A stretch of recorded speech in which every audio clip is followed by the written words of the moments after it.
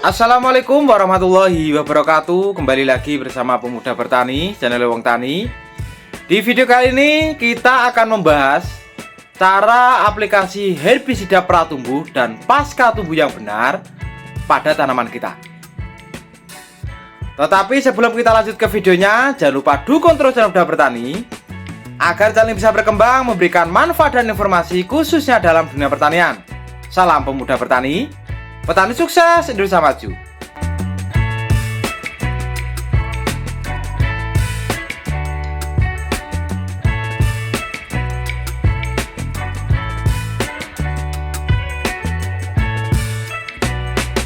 Herbisida merupakan salah satu bahan kimia yang dipergunakan untuk mengendalikan rumput ataupun gulma. Berdasarkan waktu aplikasi, ada dua jenis herbisida yang bisa digunakan, yaitu pratumbuh, sebelum tumbuh, dan purna tumbuh, yaitu setelah tumbuh. Di video kali ini kita akan mengupas lebih detail cara efektif dalam menggunakan herbisida agar gulma-gulma liar tidak menimbulkan masalah dan menghambat proses pertumbuhan dan perkembangan tanaman kita. Namun sebelum kita membahas lebih jauh tentang herbisida pratumbuh dan pasca tumbuh, ada baiknya untuk menambah pengetahuan kita, Pemuda Bertani akan memberikan penjelasan sedikit tentang herbisida selektif dan herbisida non-selektif. Herbisida selektif merupakan herbisida yang hanya mengendalikan gulma ataupun rumput jenis tertentu dan tidak akan berpengaruh terhadap jenis gulma rumput lainnya. Ini seperti contoh, kalau untuk di tanaman padi, herbisida selektif ini seperti DMA, Novlek, Benfuron, Aliplus, Tabas. Kalau untuk di tanaman jagung, ini seperti Kalaris, Sutrazin, Kayabas, dan lain sebagainya, yang hanya bisa mengendalikan gulma berdaun lebar. Sekarang untuk herbisida non-selektif, adalah jenis herbisida yang bisa mematikan semua golongan gulma yang terkena bahan aktif herbisida tersebut. Ini contoh seperti Gramason, Noxon, Tuntas, Gempur, Bablas, dan lain sebagainya.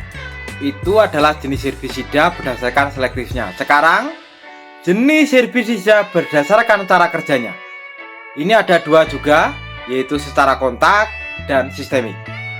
Herbisida kontak adalah herbisida yang mematikan jaringan tumbuhan yang terkena langsung dengan bahan kimia yang kita semprotkan atau kita gunakan. Bahan aktif herbisida ini tidak atau sedikit sekali yang ditranslokasikan ke jaringan lain. Sedangkan untuk herbisida sistemik, golongan herbisida ini jika diaplikasikan pada gulma, bahan aktifnya bisa ditranslokasikan ke bagian gulma lainnya. Herbisida sistemik juga bisa dimaknai sebagai herbisida yang cara kerjanya masuk ke jaringan gulma tersebut. Setelah kita mengetahui jenis herbisida berdasarkan selektifnya dan cara kerjanya, sekarang bagaimana cara aplikasi herbisida yang baik dan benar. Untuk menggunakan atau mengaplikan sebuah herbisida, baik itu yang pratumbuh ataupun purna tumbuh, sebaiknya melihat kondisi cuaca terlebih dahulu. Jangan sekali-kali aplikasikan herbisida ketika sedang turun hujan atau kira-kira akan turun hujan setelah 2 jam selesai penyemprotan. Ini untuk mendapatkan hasil yang maksimal.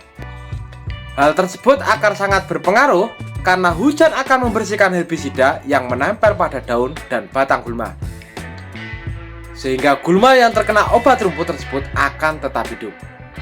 Waktu yang paling tepat untuk aplikasi herbisida adalah pagi hari sekitar jam 7 sampai jam 10, karena pada saat tersebut gulma sedang beres virasi, yang mana hal tersebut membuat stomata daun terbuka. Terbukanya stomata ini yang membuat tingkat keberhasilan herbisida menjadi lebih sempurna, karena zat-zat yang terdapat pada herbisida lebih mudah masuk ke jaringan gulma. Dosis yang sesuai juga menjadi kunci penting kesuksesan aplikasi. Perlu diingat, jika dosis yang diberikan tidak sesuai, maka gulma tidak akan mati jika dosisnya kurang. Namun sebaliknya, jika dosis yang diberikan lebih over atau banyak, maka akan timbul residu yang tidak baik. Selain itu, membuat pemborosan atau menguras dompet kita. Apalagi harga herbisida ini sangat mahal sekali. Sekarang, bagaimana cara aplikasi herbisida pratumbuh yang benar? Herbisida pratumbuh adalah jenis herbisida yang diaplikasikan sebelum biji gulma berkecambah atau muncul ke permukaan tanah. Aplikasi herbisida ini bertujuan untuk menjaga agar tanah di tempat budidaya bebas dari gulma selama waktu tertentu. Untuk tanaman padi sebaiknya diaplikasikan pada saat 7-10 hari setelah tanam. Untuk herbisida berbentuk tepung bisa juga kita barengi saat pemberian pupuk urea atau pemupukan pertama dengan cara diaduk rata. Jika berbentuk cair bisa diaplikasikan dengan cara disemprotkan merata ke seluruh area tanaman. Untuk yang tepung ini seperti Benfuron, Ali Plus, Eros, Trigol yang 10 WP.